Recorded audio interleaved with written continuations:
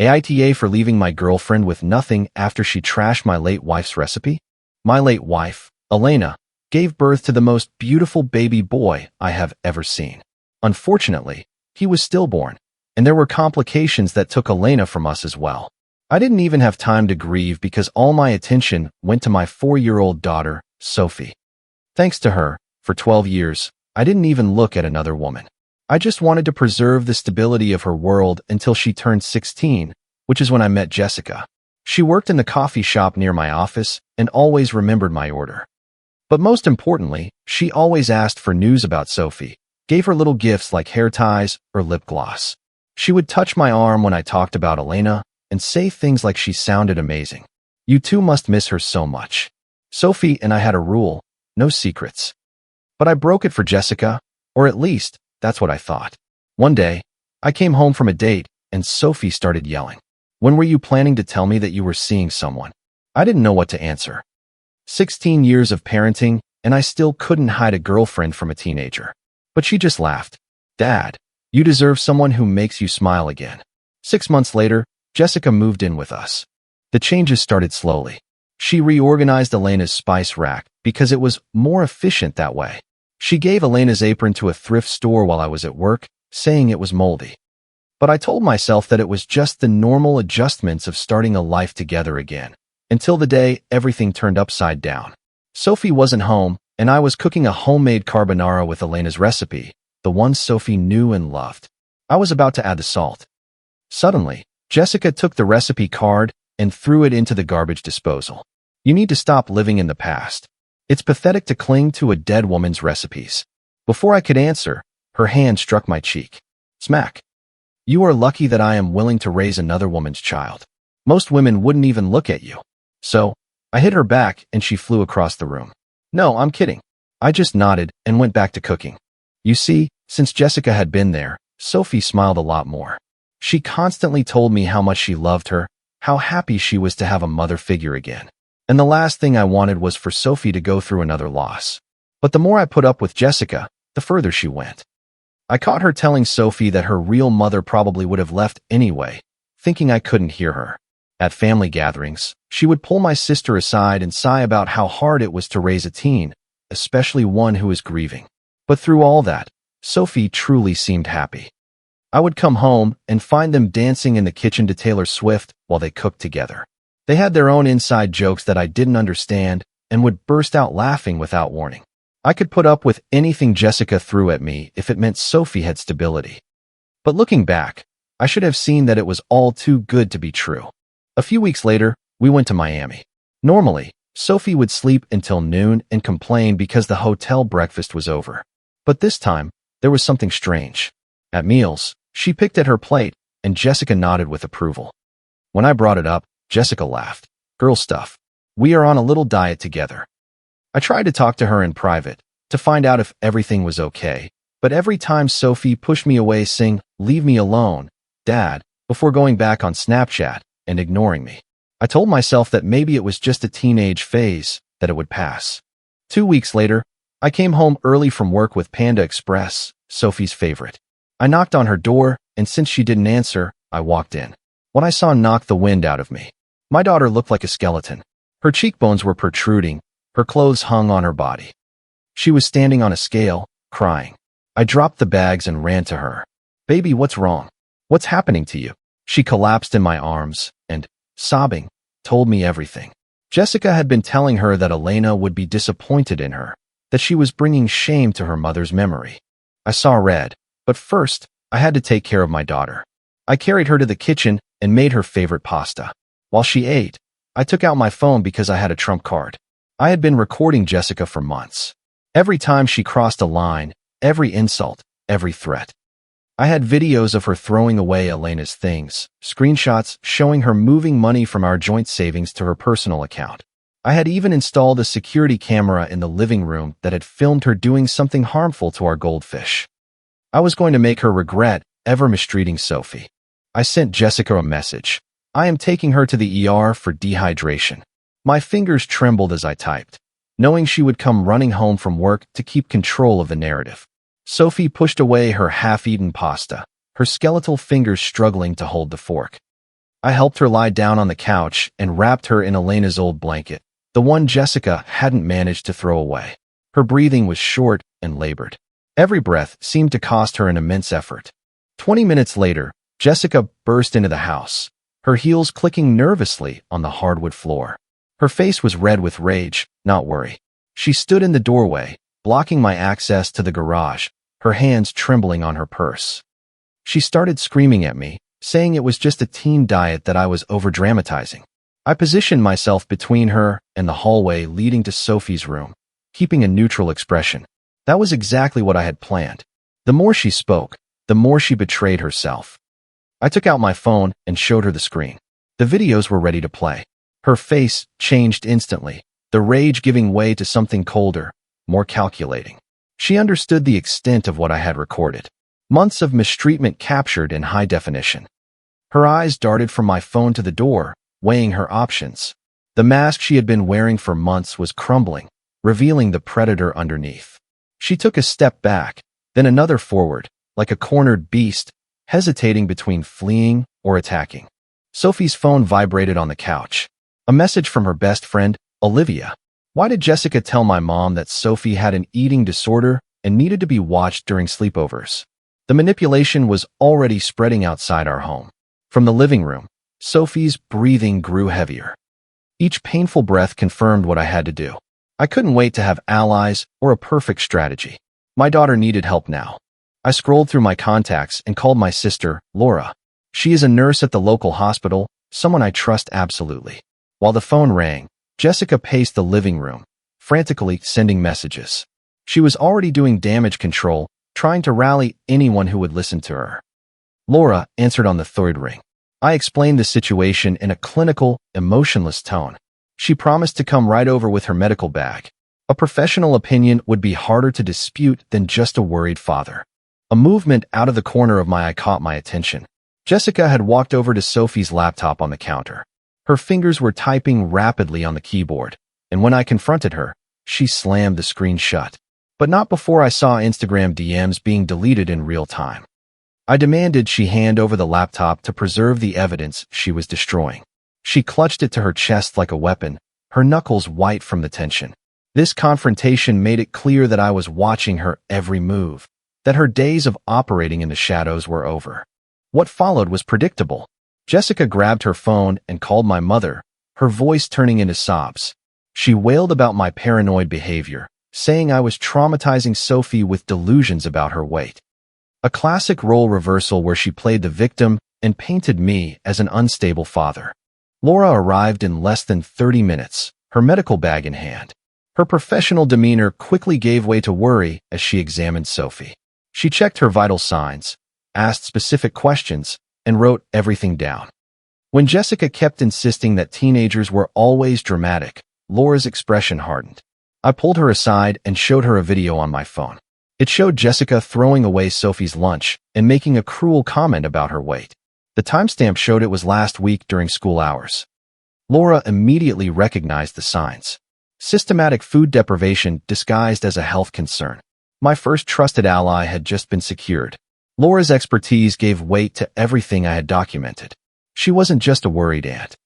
She was a healthcare professional, a direct witness to a serious situation. The foundation of support was beginning to form. An hour later, another car pulled into our driveway. Jessica's mother arrived uninvited, called by panicked texts about my supposed nervous breakdown. The support Jessica had summoned was arriving, ready to defend her version of the facts. My mother arrived shortly after, distraught by Jessica's tearful call. She initially took Jessica's side, expressing her concern about my obsessive behavior since our return from Miami. The seeds Jessica had been planting for months were starting to sprout. I retreated to my office and searched the files on our shared computer. In a folder labeled Meal Plans, I found screenshots of texts between Jessica and Sophie dating back 2 months. One message made my blood run cold. Your mother would want you to be beautiful, not like this. The timestamp indicated the message had been sent right after receiving Sophie's school pictures. Jessica was already manipulating the opinion of the extended family group, insinuating that I was too controlling and that I needed psychological help to manage my grief. The narrative was shifting, pointing to me as the problem rather than her. The next morning, my boss called me into his office. Human Resources had received an anonymous tip claiming I was unstable at home. He wanted to do a wellness check to make sure I was fit for work. Jessica's influence was extending into my professional life. Our family doctor, who had known Jessica since she moved to town, brushed off my concerns during an emergency appointment. He blamed it all on marital stress affecting my judgment.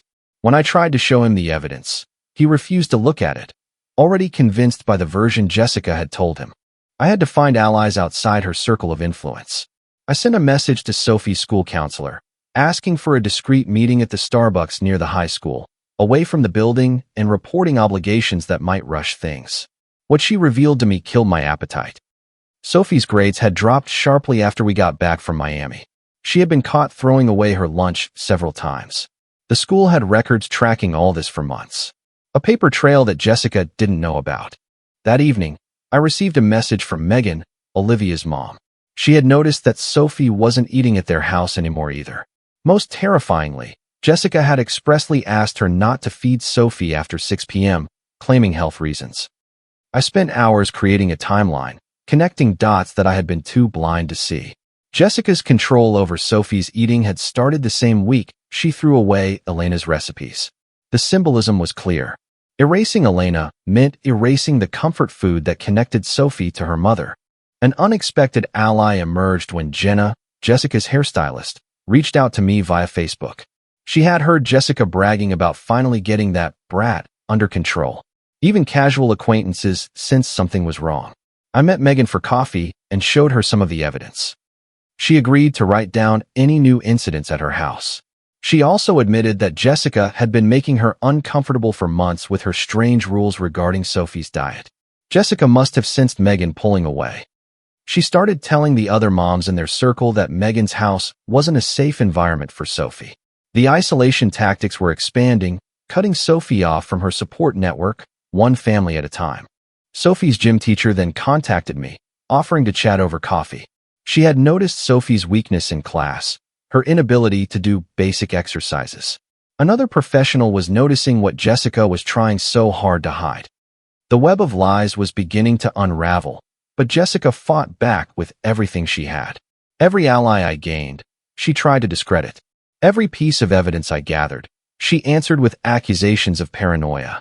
The lines were drawn and Sophie was caught in the middle, growing weaker by the day. Jessica's campaign intensified over the following days. She sent messages to our mutual friends and the extended family group, expressing her concern about my supposed mental breakdown. These messages even included professional contacts pulled from my phone, asking them to check on me with love and kindness. Her manipulation was surgical in its precision. I immediately recognized the pattern. It was the same isolation tactic she had used on Sophie. Make others believe the victim was unstable, cutting off support before it could even form. My phone was buzzing with well-meaning messages from coworkers asking if I was okay. During my morning workout, the gym receptionist stopped me. She remembered seeing Jessica forcing Sophie to weigh herself in the lobby last month. The memory still haunted her. Jessica had called Sophie disgusting in front of other shocked members. An independent witness had just emerged without me even looking for one. Later that day, my coworker Tom approached me in the break room. Jessica had contacted him about my alleged breakdown, but something about her speech felt off to him. I discreetly warned him about her manipulative methods. His ex-wife had been just as controlling, and he immediately recognized the signs. Not everyone was falling into her trap. That night, I backed up all the evidence to several cloud services and gave Laura the access. If anything happened to me, she would have everything to protect Sophie. This precaution might have seemed paranoid, but it had become necessary given the escalation of Jessica's behavior. I contacted the police to file a report. The officer listened carefully but explained that they couldn't intervene in what seemed to be a family disagreement over diet. They wrote up an incident report anyway, but I left feeling more alone than ever. The next morning, over coffee, I met with 3 of her friends' parents and shared specific incidents with them that they could verify themselves. By comparing our observations, a pattern emerged. Jessica would impose strange dietary rules whenever Sophie visited their homes.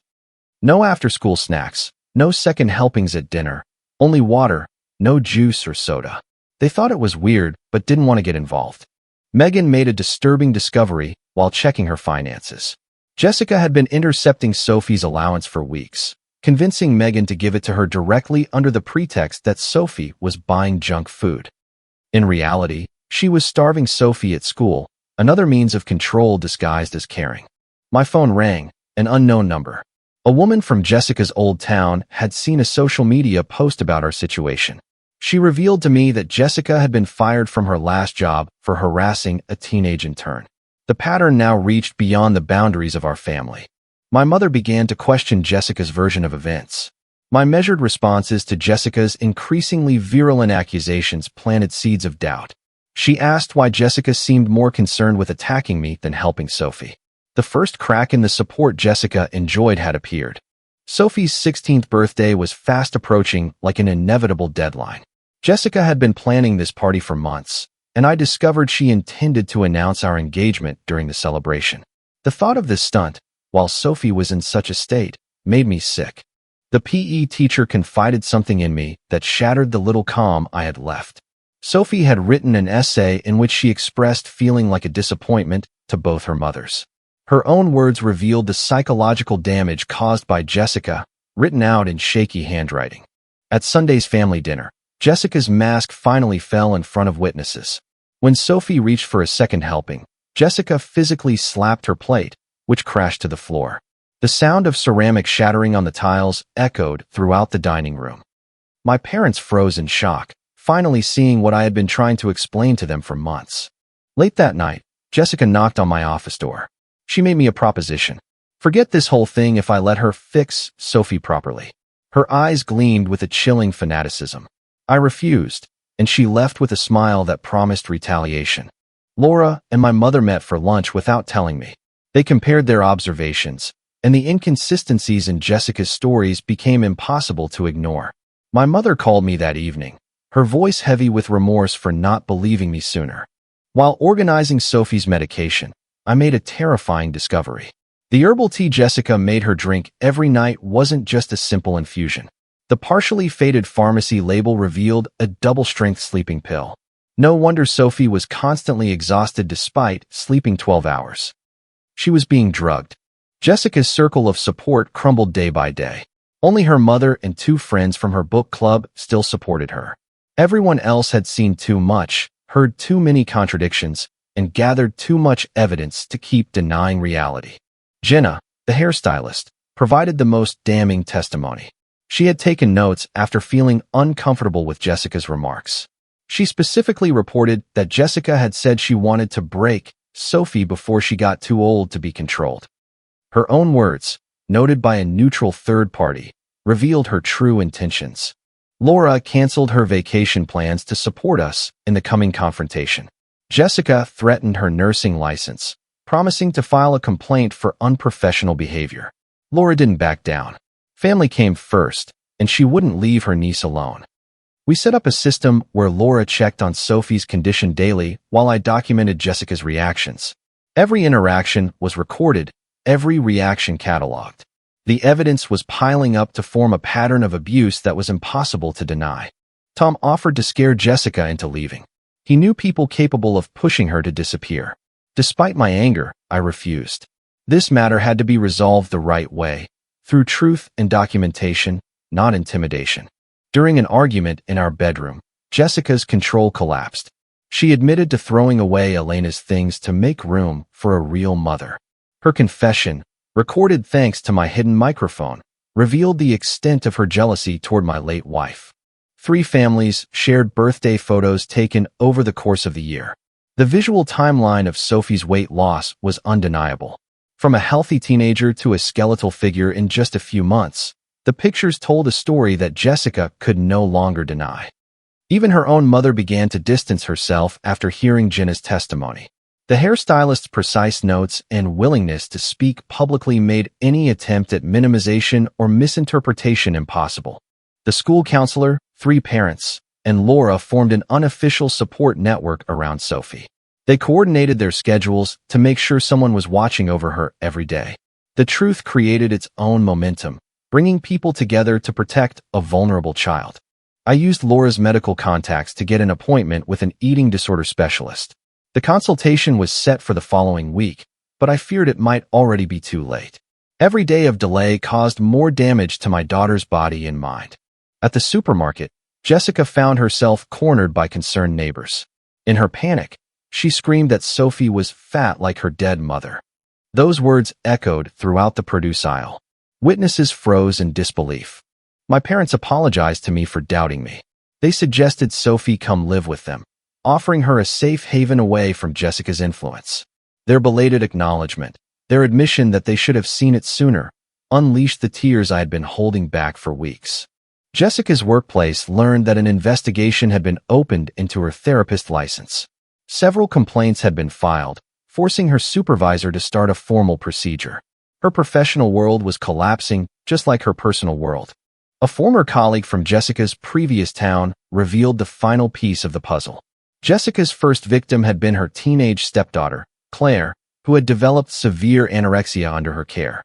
The pattern was confirmed. This wasn't the first time Jessica had destroyed a young girl's relationship with food. I spent hours making sure Sophie's friends knew the truth. Teenagers could be powerful allies, or unwittingly, accomplices. Armed with the facts, they formed a protective network around Sophie, watching for signs of Jessica's influence at school. These families made a joint decision. They refused from then on to let Jessica pick Sophie up from their homes. This coordination happened naturally. Parents protecting a child they had watched grow up. Jessica's attempts to claim I was turning everyone against her fell flat. People cited specific incidents they had seen, moments that couldn't be explained away by simple misunderstandings. Her manipulative tactics lost their power in the face of collective truth. My mother made the final observation that permanently broke Jessica's hold on our family. She caught Jessica measuring Sophie's waist with a tape measure while she slept to track her progress, violating a sleeping child's privacy like that was the line that couldn't be crossed. The specialist's report confirmed what we feared. Sophie showed all the signs of systematic abuse disguised as a health obsession. The medical documentation gave professional weight to what we had been observing for months. Bank statements revealed another form of abuse. Jessica had drained Sophie's college fund to buy dietary supplements and diet programs. Thousands of dollars meant for her future had been wasted to feed an obsession aimed at controlling my daughter's body. The 16th birthday party was scheduled for the next day. A choice had to be made. Let the party happen at the risk of public humiliation for Sophie, or cancel it and face Jessica's wrath. Sophie begged me to cancel, tears streaming down her emaciated cheeks. I went to the bakery to check on the cake order. What I discovered finally convinced me. Jessica had ordered a cake that read, "Finally perfect at 16, accompanied by before and after photos of Sophie. She intended to publicly claim credit for fixing my daughter. Instead of making a scene, I calmly contacted each invited family. I asked them to support Sophie no matter what happened at the party. The maturity I had to handle this with dignity rather than rage surprised even me. The party took place, but not how Jessica had planned. One by one, the guests refused to congratulate her on Sophie's transformation. Her prepared speech fell flat when no one raised their glass to toast her supposed success as a mother figure. The truth spread naturally during the party. Guests compared their memories, exchanging stories and conversations in hushed tones. Jessica's narrative crumbled as everyone realized they held a piece of the same disturbing puzzle. Desperation drove Jessica to make her final public mistake. She tried to force Sophie to thank her publicly for making her beautiful. The room fell into an icy silence as Sophie burst into tears, her cries echoing against the decorated walls. I stepped between them, ending Jessica's performance with calm authority. The party quickly dispersed, guests slipping away with whispered words of sympathy and promises of support. The next morning, Jessica's therapy supervisor called. After receiving my evidence and multiple complaints, they suspended her license pending an investigation. The professional consequences didn't take long once the truth reached official channels. Sophie finally felt safe enough to share her truth with those who mattered most. With carefully chosen words, she described months of manipulation, control, and psychological distress disguised as love. Through Facebook, Claire reconnected. Jessica's former victim offered to testify about the patterns she recognized. Another survivor came forward, ready to tell the truth about what Jessica had done to her years ago. I compiled everything into a detailed timeline. Every incident, every witness, every piece of evidence organized in order. The escalation of abuse became undeniable once presented systematically. Jessica's last supporter, her mother, finally saw the evidence clearly. Confronted with documentation from multiple sources, she withdrew her support. Her daughter found herself completely alone. Her web of lies was falling apart. The following morning, I organized an intervention-style family meeting at my parents' house. Everyone who had witnessed Jessica's behavior gathered in the living room. Laura, my parents, Megan, Jenna, even Tom from work. One by one, they shared what they had seen. Jenna read her notes on Jessica's bragging. Megan described the allowance theft scheme. My mother mimed with trembling hands the episode with the measuring tape around Sophie's waist. The collective testimonies painted an undeniable picture of systematic mistreatment. Even those who had long defended Jessica could no longer deny the accumulated proof. Her guilt became unanimous among everyone present. I pulled out Sophie's laptop, which I had finally gotten access to after Jessica left it unlocked during her morning shower. The browser history revealed her planning documents, detailed schedules for restricting Sophie's food, and searches on how to convince doctors that a teenager needed hospitalization for malnutrition. There were even draft emails to boarding schools specializing in so-called troubled teens. The family collectively decided that Jessica had to leave immediately. My father offered to help her pack her bags.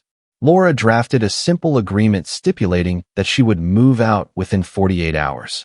We all agreed to present a united front. No more manipulation, no more division among us. That evening, Jessica began her extinction burst. She created multiple fake phone numbers and social media accounts, bombarding Sophie with messages, each one crueler than the last, telling her she had destroyed everything, that she was just like her dead mother, weak and pathetic. My daughter's phone flashed endlessly under the avalanche of harassment. This harassment triggered Sophie's first panic attack. Her breathing became irregular. Her frail figure shook all over. Laura drove her to the ER while I stayed behind to deal with Jessica. The medical staff stabilized her, but the psychological damage was visible. Some family members started to doubt, wondering if we hadn't been too harsh, too abrupt with Jessica. My mother wondered if the confrontation hadn't been too aggressive.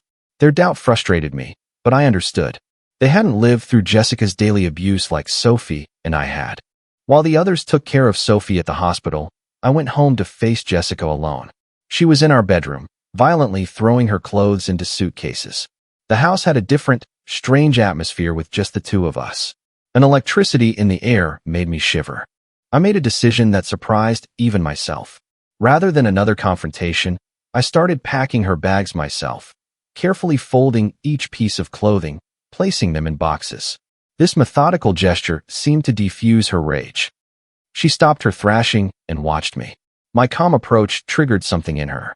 Her face crumpled as she realized she had truly lost everything. The control she had carefully maintained for months shattered all at once. She slumped onto the bed, her body language shifting from aggression to resignation. She came back the next morning for what would be our final face-to-face. We stood in the kitchen, where it had all started, where she had thrown away Elena's recipe. The symbolism was not lost on either of us. That was where her campaign against my family had begun, and that was where it would end. Jessica alternated between different tactics, searching for the one that might work. She threatened to ruin my reputation at work. She offered to go to therapy if I took her back. She even tried to appeal to our supposed love, bringing up our early days at the coffee shop. I remained silent throughout, continuing to pack her things. Then she revealed something that made my blood run cold. She had targeted our family specifically because Sophie reminded her of Claire, her previous victim. She wanted to succeed, this time, to prove she could control a teenager without completely destroying her. My daughter was just a do-over project. Laura arrived with papers from a lawyer, not for a legal battle, but for a mutual separation agreement with documented boundaries. No contact with Sophie, no attempts to reach any family member. A ban on showing up at my workplace. Simple, clear terms that would protect us without going through a lengthy trial. I was faced with a choice: file charges for child endangerment and relive a traumatizing legal process, or let Jessica leave quietly if she accepted a final settlement. It wasn't a decision dictated by my anger. It was a decision guided by Sophie's healing. I chose my daughter's well-being over revenge. I offered Jessica a clean exit if she gave up any claims on our family. No drama, no court, no public humiliation, just a quiet departure and a promise never to return. This offer required more strength than any confrontation. Jessica signed the papers, but not without playing one last card. She claimed to be pregnant with my child. The timing was suspicious, this revelation only coming after she had lost everything. She placed her hands on her stomach in a gesture that seemed rehearsed. I immediately called her bluff. I offered to go with her to the pharmacy to take a pregnancy test right then and there. We could settle this immediately. Her expression froze as she realized I wouldn't let myself be manipulated by this final desperate attempt. When that failed, she tried to accuse me of mistreating her throughout our relationship. But when Laura asked her for details, Jessica contradicted herself within minutes, confusing dates and inventing incidents that Laura knew had never happened. Jessica left that afternoon with only her clothes and personal belongings. Her reputation in our community was destroyed. The concerned parents and professionals had circulated the information naturally. She would never work with vulnerable populations in our area again. In the driveway, as she loaded the last box into her car, Jessica dropped the mask. All pretense was gone. She looked at me with pure hatred and delivered her final blow. She said Sophie would always be broken now, just like her dead mother. The cruelty of comparing my daughter to my late wife was her parting gift. I raised my phone, showing her it was recording. Just like everything else, I had captured her final confession, an insurance policy against any future attempt to contact us or lie about what had happened. She drove away knowing that I held all the evidence. Comment: I think what stands out most here is how quietly we can lose ourselves while trying to keep the peace for others. True kindness toward others must always start with respecting your own intuition and well-being. Setting a boundary is not an act of aggression, but an act of profound self-care. It protects the quiet space within you where your own peace deserves to live. Sometimes, the hardest part is admitting that a situation needs healing in the first place. Healing doesn't always mean a dramatic confrontation or a victorious battle. Often, it is the quiet choice to let go and reclaim your own story with grace. We have a responsibility to create an environment where we and our loved ones can feel safe. I hope you always remember that your peace is worth protecting, even if it requires a difficult choice. If you like the stories, don't forget to leave a comment and support the channel by subscribing. See you in the upcoming stories.